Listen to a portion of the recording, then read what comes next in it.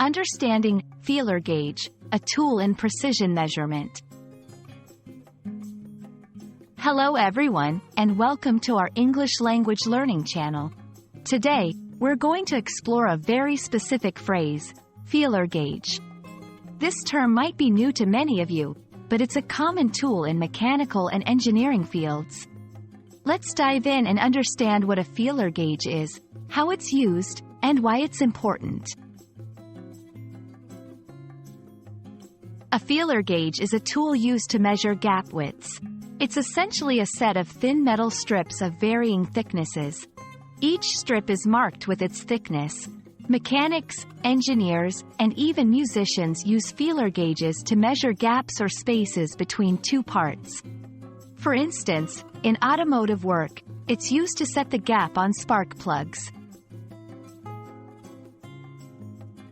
The main components of a feeler gauge are the metal strips and the holder. Each metal strip, or blade, has a specific thickness, usually marked in millimeters or inches. The holder keeps these strips organized, and it's easy to fan out the blades like a deck of cards to select the one you need. Using a feeler gauge is straightforward but requires precision. The basic steps are: 1. Select the correct blade for the gap you want to measure. 2. Insert the blade into the gap. 3. The blade should slide in with some resistance. If it's too loose or too tight, try a different thickness.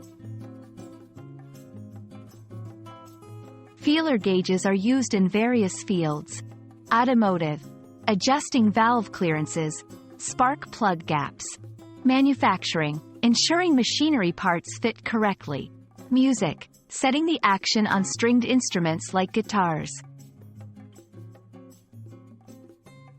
We hope this video has helped you understand what a feeler gauge is and how it's used in different industries. Remember, even though it's a simple tool, it plays a crucial role in precision measurements. Thanks for watching, and stay tuned for more language learning videos.